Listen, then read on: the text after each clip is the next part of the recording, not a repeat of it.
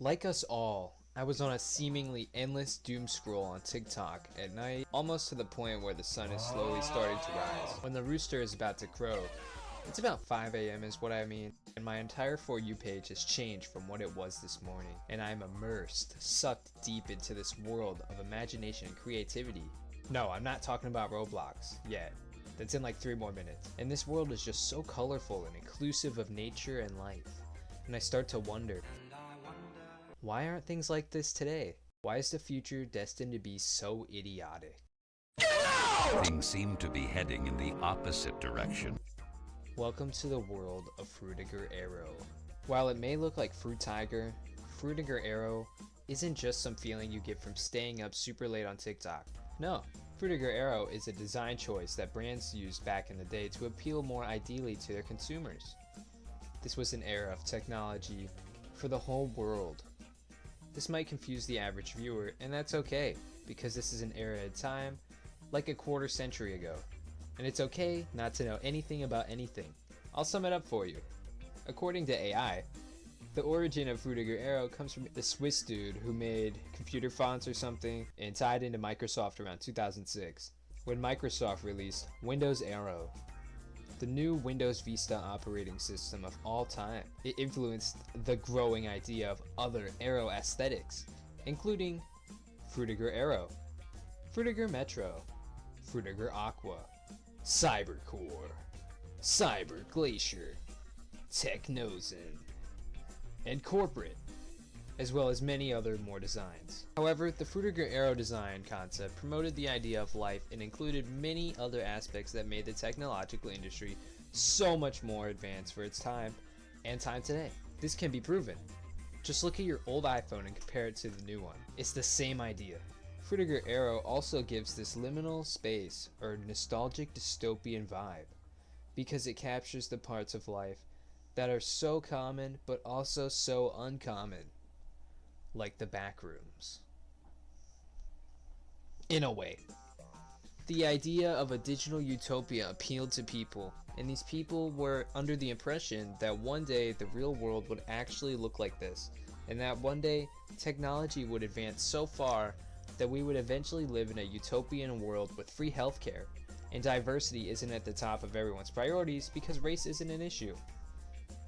Not knowing, this was the sacrifice of erasing people. But in reality, this didn't happen. Instead, it sort of had an opposite effect. Today in the Western world, we have the most simplistic, generic crap that appeals to nobody but brain-dead people, and diversity, well, let's be real. How's that working? So what happened?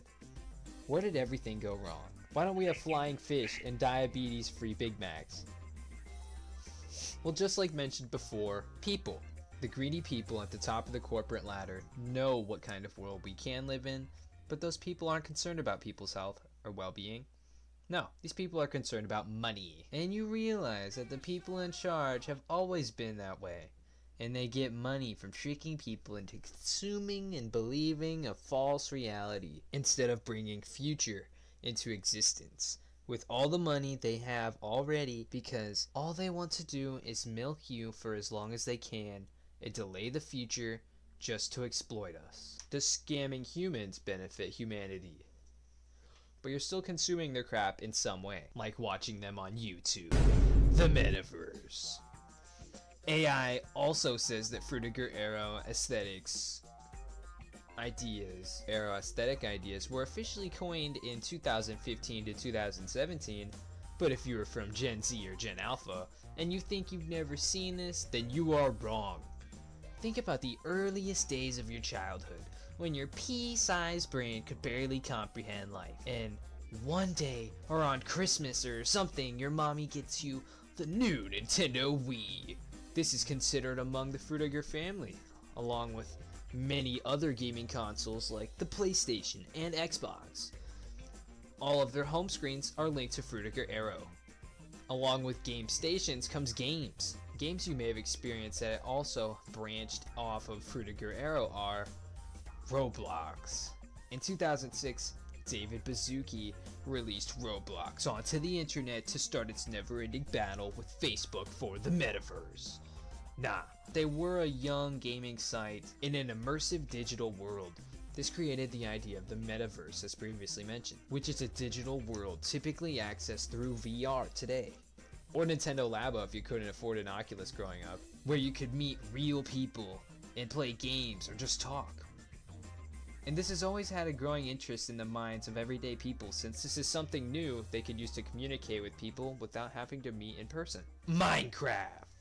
I know a lot of you gamers have played Minecraft. Personally, I would come home every day after school and play Minecraft constantly and just get lost in the digital world where I could just do whatever I wanted. This immersive world is somewhere I would spend all of my time outside of school. I just needed something to put my creative thoughts into. Fortnite! The difference with Fortnite is that instead of a design change to look more simple, Fortnite grows with you. The game's map grows and changes with you just like human people. I'm sure there's a lot of other games that I miss, but these liminal digital worldscapes that we get lost in are the metaverse. And the metaverse works perfectly in settings like quarantine or long distance relationships or meetings. But in the early 2000s, this was a brand new thing that people never knew and never needed because face-to-face communication was so common. The introduction of ideas like the metaverse only meant for the downfall of humanity.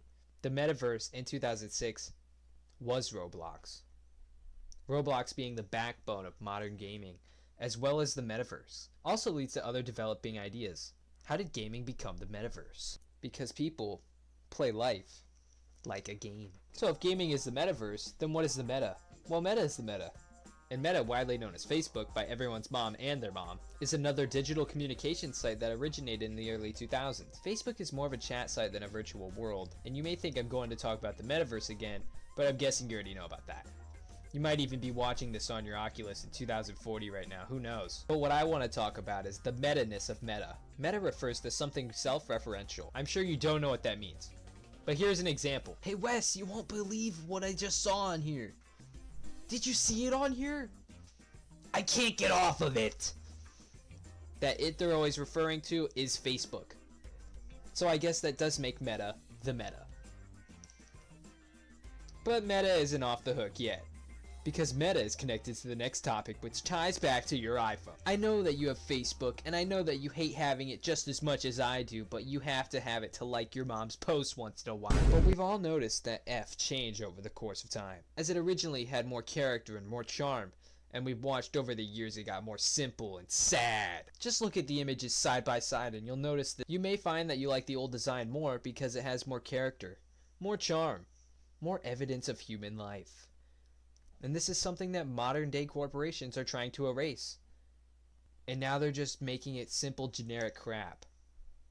Why do companies want us to forget the fact that we are human by giving us life and then taking it away in a digital sense?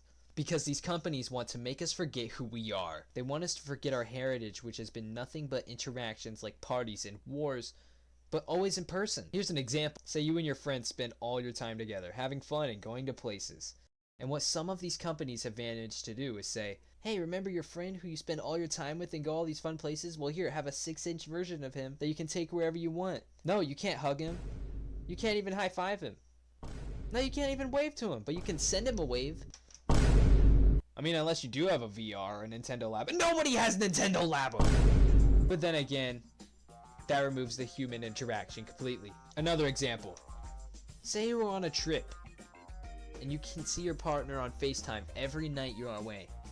Did you really leave? Yes, no, kinda. And you return and things feel weird. Would you have missed them more if you didn't communicate with them? Would the reunion change if you didn't speak? How are people convinced that a smartphone and social media would benefit society? And how are we still convinced to this day? Why are the only people I have to see face to face these days are my teachers? And I don't even have to see them half the week. So why are so many companies and corporations adjusting to technology if it means the destruction of human sociology? You may think they are just blinded, but these big companies know what they are doing. They want you to be brainwashed and lower your IQ so you consume more. If you have a little device in front of you that tells you exactly what to buy, of course you're going to buy it. We see this all the time with modern day corporations. Want you to buy the same phone, tricking you into thinking that's all the world has to offer. This is a brainwashing technique used to manipulate people into thinking that you are their god. You control everything that they consume and that they ever will consume. And since everyone has something made by this corporation, everyone is talking about it. And if you don't have it, you aren't cool. Does nobody see how this is a cult? Like you're gonna tell me because I don't have the newest phone, then I can't get your number? Yeah, I'm the weirdo. Some corporations today are so evil that the creators of them from decades ago would be ashamed if they were to see them today. But how do more people not see that they are just consuming more corporate garbage? It seems like every movie this guy makes is just to say that they're still making movies. Nobody wants to watch your new movie about a loser with a made-up name, a lame story, and a fake accent for another hour and a half. No!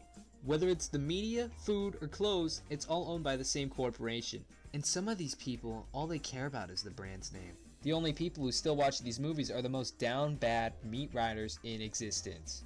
These are also the ones that need the new iPhone every year, even if it's half the size and double the price, because yeah, they are in fact brainwashed. They're brainwashed by these brands into thinking that their lives are meaningless, pointless vessels of space, just meant to build the next building block for future generations to come. Instead of doing that and wasting your life, please pay attention to the following details.